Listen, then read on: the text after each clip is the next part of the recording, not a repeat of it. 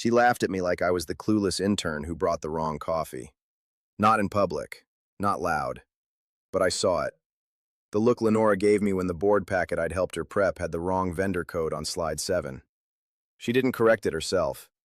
She passed it back to me like I'd ruined her reputation. And in that moment, I knew exactly where I stood. Again. My name's Galen Mercer. I'm 58. I live in Lake Norman, North Carolina. And for most of my adult life, I was the easy husband to have. Up early, coffee ready, shirts ironed, house quiet so Lenora could run at full speed. She's 56, senior VP at Bright River Brands, and Image is her entire universe. I'm talking seat charts, clapping order, who gets photographed near the CEO. It all mattered. And somehow, I became part of that machinery. People didn't say I was a stay-at-home husband. They called me lucky. Like I'd won some scratch-off and got to coast while my wife climbed. What they didn't see was the day-to-day grind, keeping the gears turning so she never had to touch the mess. I used to have my own track. Finance degree from Georgetown, offer from a solid firm out of DC, later got into Booth for grad school. I didn't go. I said it was for the family, but that wasn't the full truth. The truth was Lenora needed a clear runway. So I cleared it. And I kept clearing it for 30 years. Packed lunches, ran the budget, handled the plumbing guy and the leaky roof. I made it smooth so she could shine. That was the deal. She took my last name, Mercer, so on paper we looked like one unit. But that's all it was. Paper. In practice, I was wallpaper.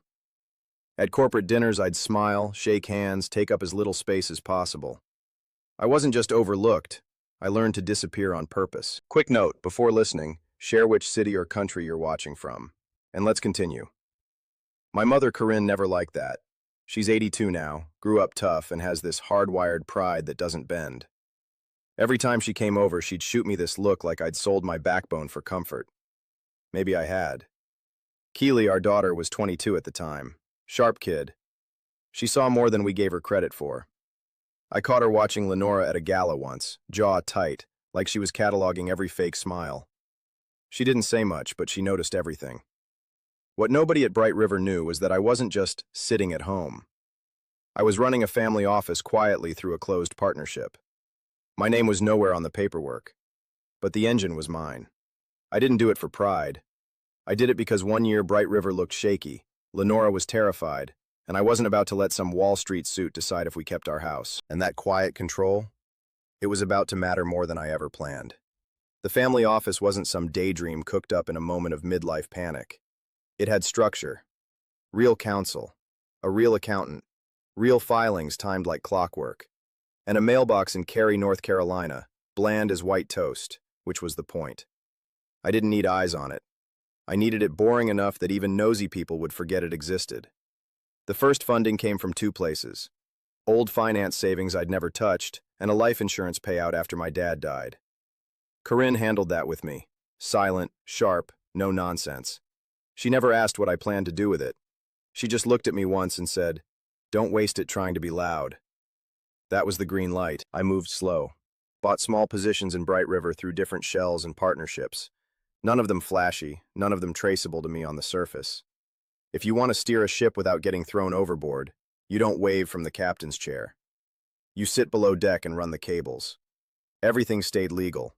Compliant filings, disclosed where required, nothing sloppy. Maris Hollander made sure of that. She's 49, runs a boutique firm out of Raleigh, and speaks in clean, full sentences like every word has an invoice attached. I trusted her because she never tried to flatter me. By the time it all came together, I held a controlling block of Bright River's voting power through the partnership, just under a third on paper, backed by proxy rights and voting agreements that let me decide board votes when it mattered. Not suggested influence, control. I could walk into a boardroom and change outcomes if I wanted. But I didn't. I kept it buried because putting it in the spotlight would have made it hers too. Lenora didn't need another title to wrap herself in. She'd already turned our marriage into a curated LinkedIn profile. Our house looked like a showroom. Our holidays felt like PR events. And the second Keely started high school, Lenora pivoted into full public relations mode. Camera-ready couple became her favorite phrase, always with that tone like we were a brand instead of a family. Maris was the only one who knew the whole picture. She had binders, backup drives, hard copies, and one envelope that stayed locked in her office safe with every trust amendment I'd ever signed. She never said it, but I knew what she was waiting for. A moment where I'd finally stop protecting everyone who wouldn't return the favor. That moment started creeping in months before the gala. Tessa Rourke reached out to Maris first. Bright River junior staffer, mid-30s, sharp as steel and just reckless enough to care. Tessa started sending over quiet red flags, expenses with fake codes, vendor contracts that looked like they'd been pushed through without proper review, sudden firings without HR documentation. None of it was explosive, but all of it smelled. I told Maris, "Keep it cold. Don't move unless I say." "Understood," she said. No emotion, no pushback. That's why I hired her. I wasn't ready to show my face yet. Keely had just landed a competitive internship on Bright River's field strategy team. She was proud. I wasn't going to yank the rug out from under her because a few execs were getting sloppy with company money. Meanwhile, Lenora started tightening the leash. More events, more matching outfits, more "come stand beside me for the camera." She'd touch my arm in public like we were a campaign ticket. It wasn't affection, it was optics. A man in a photo does one of two things. He raises your profile, or he drags it down. I didn't say anything. Not yet. But I started keeping records in a more visible place. Because when someone suddenly wants you on their arm, it's not love. It's leverage. That Friday night we pulled up to the Omni in Charlotte. Valet line packed, glass everywhere. Chandeliers like wedding jewelry for people who got aroused by budget forecasts. Lenora smoothed her dress before the car even stopped and told me again, "No quirks tonight, just clean and simple." I was wearing what she laid out, dark suit, muted tie, polished shoes that felt like cardboard on my feet. She hadn't looked at me once during the drive. Took 3 calls, sent 5 emails, and nodded to herself like I was just another conference folder in the passenger seat. Inside, the ballroom buzzed like a stock exchange. Laughs too loud, eye contact too sharp. Everyone scanning for proximity to power. Orson Kincaid stood dead center like a sun around which people orbited. Polished grin, tailored tucks, handshake calibrated to scream dominance without breaking bones. His wife, Sable, didn't say much, but she floated like smoke near the most powerful table. Watching. Cataloging. She was the kind of woman who remembered who clapped first and who clapped last. I'd seen her freeze someone out over a late RSVP. And then there was Tamsin Crow, vice president of sales, Bright River's top earner, and the kind of person who weaponized charm like it paid commission. Big voice, bigger ego. She moved like a show horse at full gallop, loud, shiny, impossible to ignore. I'd seen her crush junior staff for stuttering during intros, call out interns for wrinkled sleeves. To her, cruelty wasn't a bug, it was a feature. I did what I always did, stayed near enough to nod, far enough not to be noticed. I knew that game better than anyone. Smile, small talk, blend into the background. Don't become a target. But Tamsin saw me.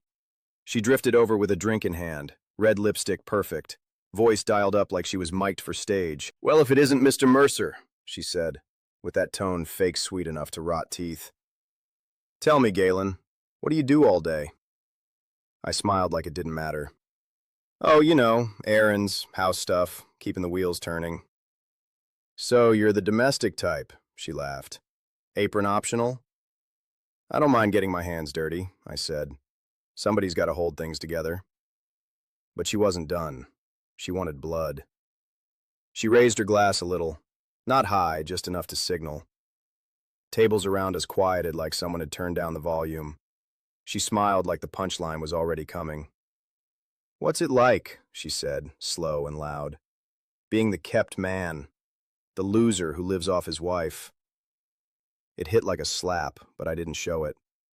I looked right at her, then scanned the circle.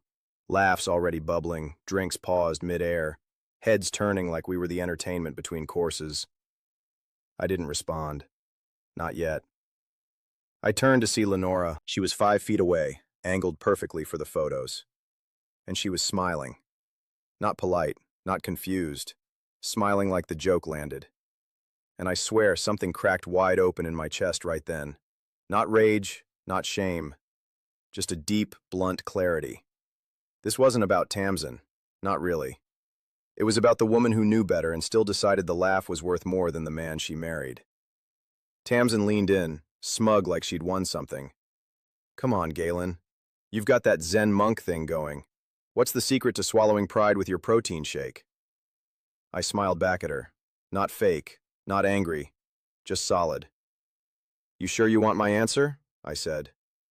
Oh, I'm dying for it. Then I turned to Lenora. She wasn't laughing anymore, but she wasn't stopping it either. I looked at the room, the lights, the polished floor, the clinking glasses, and I knew this was the moment the invisibility stopped working. I stepped forward, straightened my jacket, and waited for the noise to drop on its own, because next, I was going to speak, and everything was going to change. The room laughed, not the polite kind, not the fake office kind where people smile just enough to be safe. This was full-on, open-throat laughter, like a roast, like a late-night show, like everybody had been holding in that line and needed someone to say it first so they could let it fly. But I didn't look at Tamsin. I looked at Lenora, because that's the place where a marriage either holds or folds. And she laughed. Not a gasp, not a wince, not even a second of hesitation. She laughed like this was all good fun, and her husband being humiliated was a harmless joke at a fancy party. I watched her eyes scan the room, making sure the optics were clean, like that mattered more than the man she came with. Right there, in the middle of that echo, I got the full answer, the whole truth boiled down. She wasn't ever going to pick me. I'd spent decades making it easy for her. I'd stepped back, made space, smoothed the way, held the mess so she could walk clean. All I ever wanted was for her to know I did it on purpose. And in the moment that counted, she couldn't give me that. She didn't even flinch. I stood up, not fast, not dramatic, just slow and steady like I'd been expecting this turn all night. Straightened my jacket, buttoned it, waited for the laughter to fizzle out on its own. People started to notice I was still standing there, still calm, still quiet. Then I looked at Orson Kincaid. I didn't raise my voice. I didn't ask for silence. I just said what needed saying. You should know, I said. The loser you're laughing at controls the voting bloc that can replace this board, through a closed family office. That was the moment the air changed. Someone dropped a fork. Another person set their drink down way too gently, like they weren't sure if they still belonged in the room. Orson's smile froze half-formed, eyes blinking like a man hearing thunder without clouds. I reached into my inner pocket, pulled out the business card, white, plain, no flair, and set it right in front of him. Next to it I placed a folded sheet. One-page notice, authorized by me, crafted by Maris months earlier. Emergency board action. Monday morning. No threats, no speeches, just fact. I turned slightly, looked at Tamsin, who was suddenly very quiet, and said, If you're expensing personal trips as client development, I'd start gathering receipts that make sense. She didn't say a word, just swallowed hard, the way people do when they finally see the drop under their feet. Sable Kincaid blinked twice and took a small step back like she wasn't going to be caught near the blast radius. Lenora still hadn't moved. I didn't wait for applause. I didn't look for sympathy. I stepped away from the table like I was done with the scene because I was. And as I crossed the ballroom, the space opened like people didn't want to get too close. Let them make room. Let them wonder how long I'd been sitting on that fuse. Because now, it was lit. I walked straight out of the Omni ballroom, didn't look back, didn't wait for Lenora. Just made my way to the valet, took the keys without a word, and drove north toward Lake Norman in the kind of car no one remembers. A silver sedan with nothing on it that says money or power. Registered under a holding name. Clean. My phone lit up twice on the drive. First Lenora, then someone from Bright River I didn't recognize. I didn't pick up either. When I pulled into the driveway, I didn't go inside right away.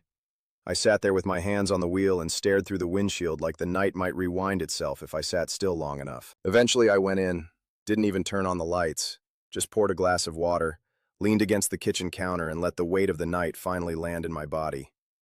It hit everywhere at once, legs, shoulders, chest, like gravity was stronger now. Lenora came in almost an hour later. Her heels hit the tile like they were keeping time, fast and sharp. She launched into it before I even looked at her. This was a misunderstanding, she said. It got out of hand. We can fix it. People know how to spin things. I didn't answer. She kept going. We need to act quickly. I'll speak to Orson. We'll clarify. We'll control the story before someone else does. She kept saying we, like it was still real. Like she hadn't laughed while I got gutted in front of 100 people sipping champagne. I didn't argue. I just listened. Because people reveal themselves when they think they're negotiating. She finally paused, long enough for the silence to feel real. I looked at her once, just long enough for her to know I was seeing everything now. And I walked past her to the office. By morning, Maris was in my kitchen with 2 associates, 3 boxes, and 0 small talk. She set the laptop down, opened one file, and said, "Do we press the button?" I nodded. Yes. She didn't blink, just opened the timeline. Vendor funnels, stacked perks, contract patterns that always led back to Orson's inner circle. The kind of stuff no one explains without a lawyer present. Tessa Rourke had already sent over more screenshots. Bright River staff panicking, trading rumors, dumping files. Some were laughing. Some were deleting messages like that was going to save them. Then Keely called. Her voice was tight, like she'd been holding her breath since the night before. "Dad," she said. People at my internship already heard. Some of them were talking like Mom humiliated you on purpose. Said she's been joking for months that she put you in your place, socially. I sat down. Not out of shock, just to stay grounded. "That's not even the worst part," Keely added. "I heard something once, last fall. I walked past Mom's office and Tamsin was in there. I don't think they knew I was nearby. I heard Mom say, 'If Galen ever gets too proud, you'll know how to handle him.' It landed in my chest like concrete. I didn't ask for proof. I didn't question her memory. I just said, 'Don't let this touch you. Forward anything you see to Maris. Don't speak to your mother about any of it.'" Keely went quiet, then gave a single nod I could feel through the phone, and just like that, my daughter became part of the war. Quiet, watching, listening, which meant I had to end this fast before it swallowed her too. Monday morning, we didn't yell. We didn't storm in. We filed. Maris pushed the forensic audit notice through board counsel first, then compliance, then the proper regulators, every step by the book. No headlines, no leaks, just quiet deadlines and formal documents with teeth. That lasted until the next morning. The business press picked it up from an inside source. Someone at Bright River wanted this scene, wanted the light on. Maris checked. Wasn't Tessa, which told me this had already outgrown the people we thought were paying attention. My phone started buzzing around 10. I ignored the first few. Then the intermediaries started, people who knew Orson trying to gauge where I stood. I didn't respond until the third one tried to sell me on a reasonable pause. That's when I took one call, recorded line, short and clean. "If Orson wants answers," I said, "he can talk to Maris." Click. By midweek, security footage landed in Maris's inbox. 2 guards walking Tamsin Crow out through the main lobby like they were escorting a shoplifter. She didn't yell, just kept walking, face stone dead. Her exit didn't need sound. Everyone watched. Everyone understood. I didn't see it live. Maris played it for me later. Time-stamped, labeled, delivered via legal courier. No drama, just facts. The footage matched flight logs, which didn't match her expense reports. The cover story collapsed before it even hit second draft. Inside Bright River, the chats exploded. Tessa sent me screenshots, executives scrambling, managers begging not to be named, assistants typing "no way" and then immediately deleting it. One thread just said "finally" over and over, like someone exhaling a breath they'd been holding for years. Then came Sable Kincaid. She went into damage control, calling wives, emailing donors, pushing the story that I was a bitter husband with an ego problem. She told one committee I'd lashed out after being embarrassed. That part made me laugh. The people she called knew me. They'd seen me play Ghost at events for over 2 decades. They knew I didn't lash out. I planned. The bigger hit came late in the day. Discovery dropped a file that stopped me cold.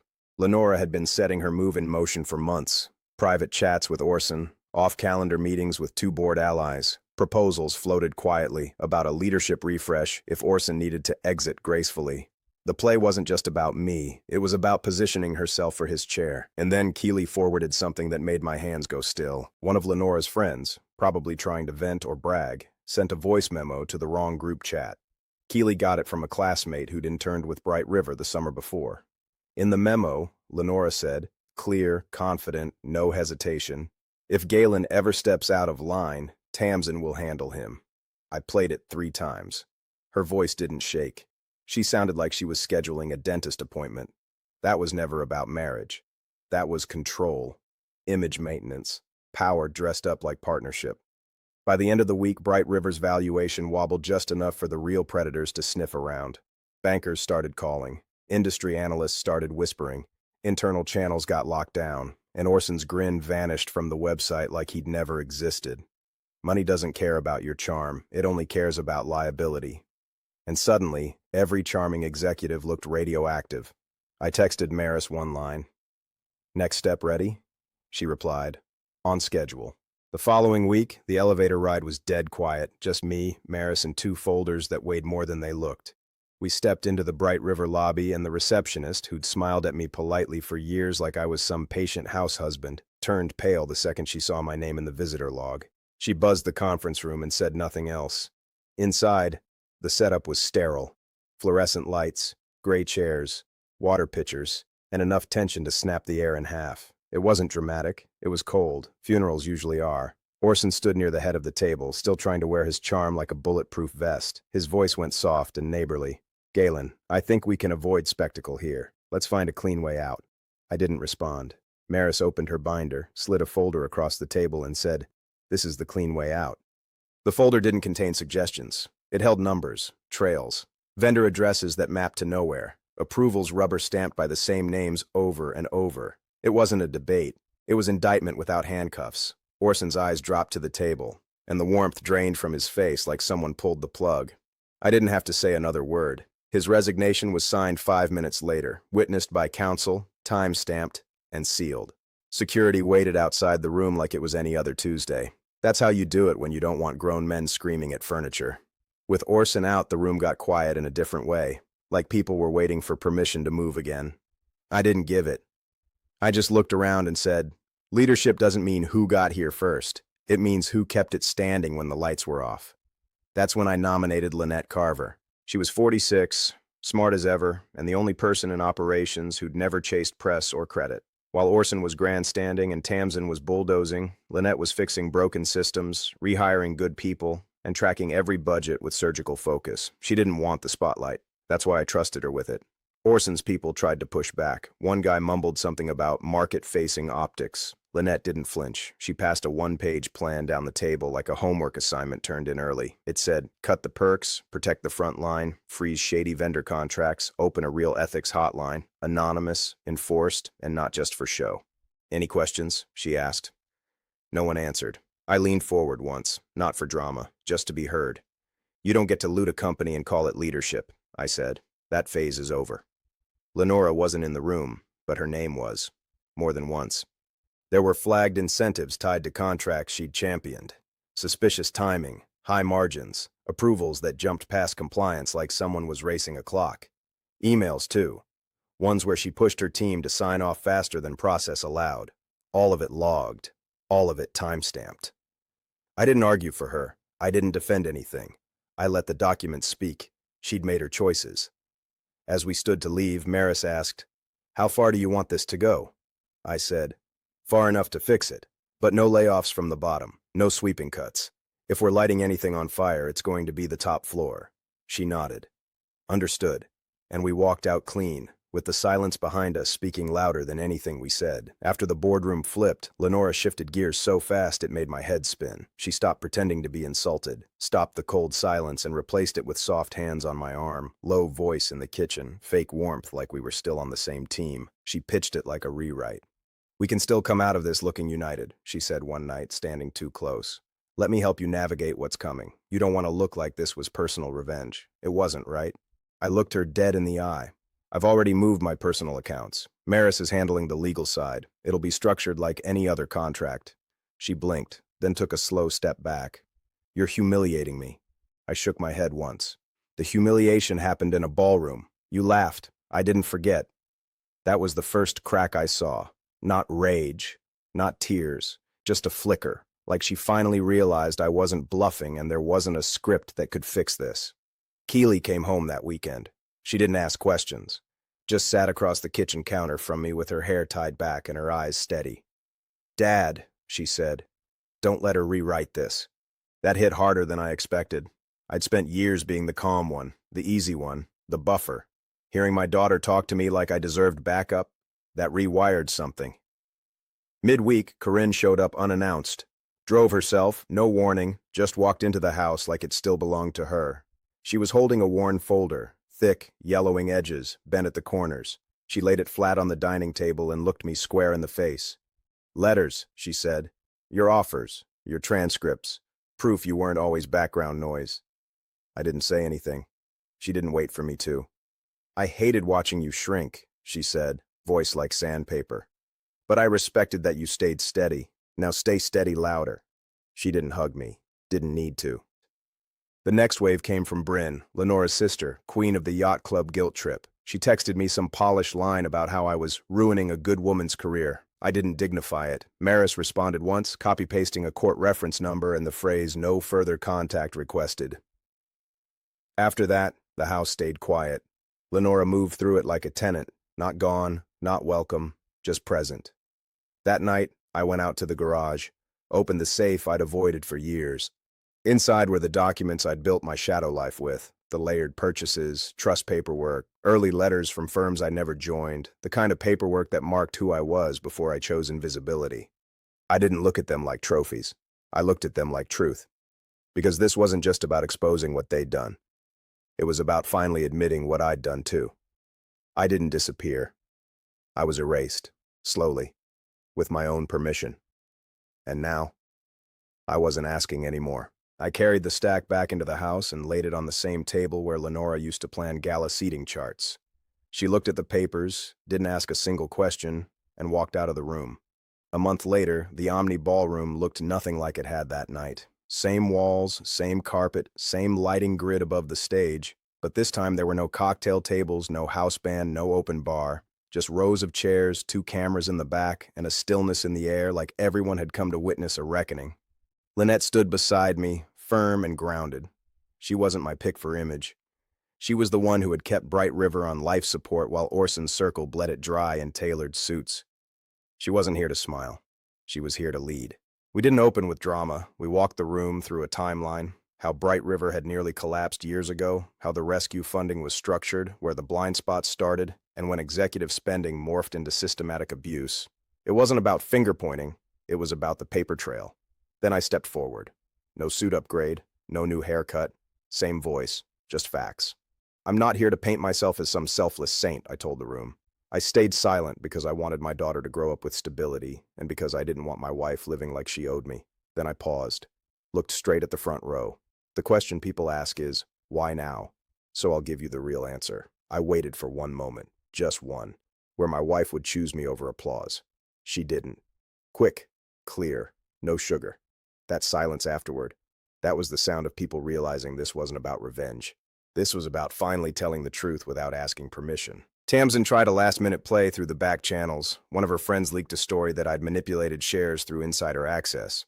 Maris had her rebuttal ready before I finished speaking. She walked it to the front table herself. Filings, date stamps, letters from transfer agents confirming every transaction. All clean, all traceable. But the hardest part wasn't Tamsin. It was Lenora. She showed up 15 minutes in, like this was still her theater. Dressed like a keynote speaker, heels clicking like punctuation. She didn't ask for a seat, just tried to sit near the front like the story couldn't move without her. She didn't realize her part had already been written. Maris walked to the mic and introduced the evidence with the precision of a surgeon. A message chain, dated, saved, and forwarded, between Lenora and Tamsin. The plan to humiliate me publicly, spelled out in calendar invites, phrasing like "manage the fallout." Keep him in the background, and one line that landed like a hammer. Once it lands, we pivot to social cleanup. Then came the private notes. Meetings Lenora had with Orson about succession planning in case of unexpected transition. No screaming, no denial. Lenora just froze in her seat. No expression, no words.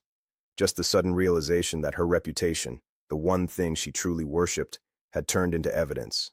That was the most poetic part. Not in some dramatic movie sense, just in the clean, final kind of way where truth doesn't need applause. I closed the meeting with one announcement. Bright River will fund a new initiative, I said. It's called Bridgeback. It's for anyone, man or woman, who left a career to take care of family and wants a path back. Paid returnships, training, real roles, not pity offers. A few people clapped. Most just sat quietly, taking it in. That was fine. I wasn't there for cheers. I was there to lay it out and show who'd really kept the place running. 6 months after Charlotte, Bright River looked like a company run by grown-ups again. Lynette sent me a one-page update every month. Just numbers, timelines, no fluff.